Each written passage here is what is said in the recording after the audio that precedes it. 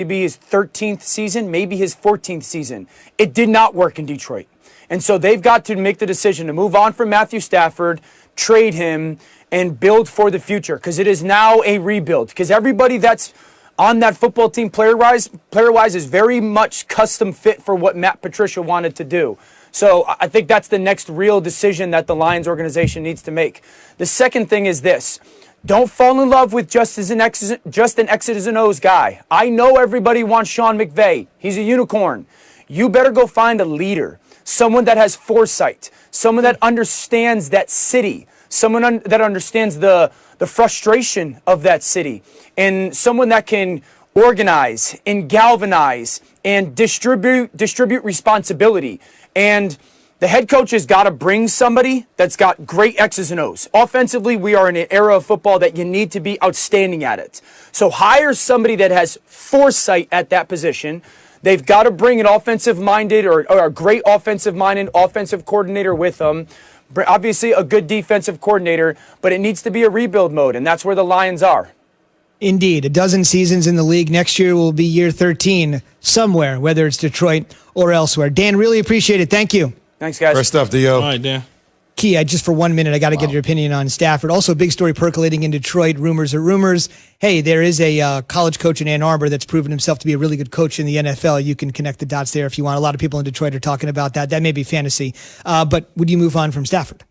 I probably would, because he has some value for somebody out there. And, you know, we don't need to be trying to get a top 5 pick and all that unnecessary nonsense, but get some value for him, depending on what the salary cap hit is, and then move on and rebuild the whole entire situation. Because much like Dan said, what has happened is Matt Patricia and Bob Quinn made a decision to build a team a certain way. And now the new head coach and the new front office have to come in and see what players could fit the system that they will employ now. And if Matt's part of it, then great. And if not, then we can move on from it. Indeed. We're moving on from last place to first place in a division in a span of 3 weeks. And boy, does Key like reminding me of that. That's coming up after SportsCenter. You probably know the deal. Broncos quarterback Jeff Driscoll testing positive for the coronavirus on Thursday. His close contacts, quarterback Drew Lock, quarterback Brett Rippon, and the practice squad quarterback Blake Bortles, were put into isolation because of their close contact being in and around the quarterback room with Driscoll. As for Drew Lock, the quote-unquote franchise quarterback, he did say yesterday an honest mistake, but one I will own. I sincerely apologize, and I fully understand why these safety precautions are so important. Doing the right thing for a majority of the time is not good enough. We should add the NFL investigated and found out that when the Broncos quarterbacks were asked about whether they were wearing a mask, they were initially not forthcoming, which is another reason many people believe the league said, okay, if you're going to lie to us after the fact, you're going to play this game. If you're wondering, the Broncos can't sign another quarterback and play him on Sunday. When you sign a guy, you got to wait about 6 days to make sure they can go through all the testing. With all of that said, let's bring in Dan Orlovsky, ESPN NFL analyst, spent a dozen years under center. Dio. And he joins us on the Shell Pennzoil Performance Line. Dio, good morning. I just kind of set the scene there in this debacle for the Broncos. Who's to blame for all this? The Broncos quarterbacks. This one bothers me so much, Z, because, you know, as a young backup quarterback, you pray to God for the opportunity to get on the field in the NFL. Because a lot of times for backup quarterbacks, it's about, you know, catching a lucky break. Like, you just get the opportunity to get on the field. And you don't have any idea what one game can do for your career. I mean, imagine Matt Flynn. Remember years ago, Matt Flynn got to play for the Green Bay Packers, and all of a sudden, he got a ton of money because he balled out against the Lions, and he gets a huge free agent contract from the Seattle Seahawks. You don't know what one game can do. And all the time, you're getting ready for that moment, for you just to catch your break. And now you don't get it, Brett Rippon. And now Blake Bortles, a guy that's trying to get back into the NFL, you don't get that break because you can't follow simple protocol. Like, you can't be an adult and do exactly what gets told to you by the NFL. And you did let your football team down. And you did let yourselves down because you couldn't do something that you thought wasn't that big a deal. Drew Lock, I'm supposed to give you the keys to my franchise.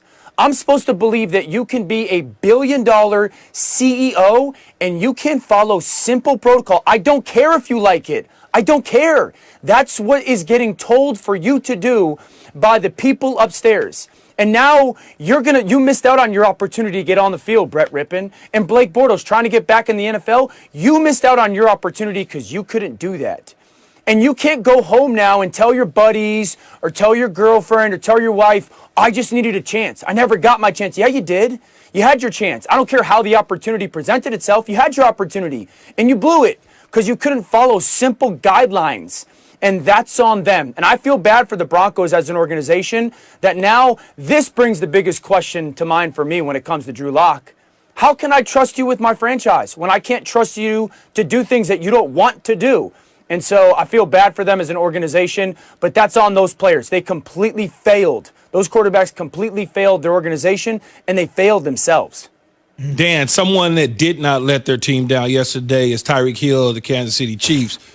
How could the Buccaneers allow him to just go nuts like that on them? Yeah, Key, it's a great point, man. I think the Buccaneers, it's really been highlighted on their offensive side this year, but the Buccaneers right now are the team that we're going to do what we do. We're just, this is who we are. We're going to play man coverage.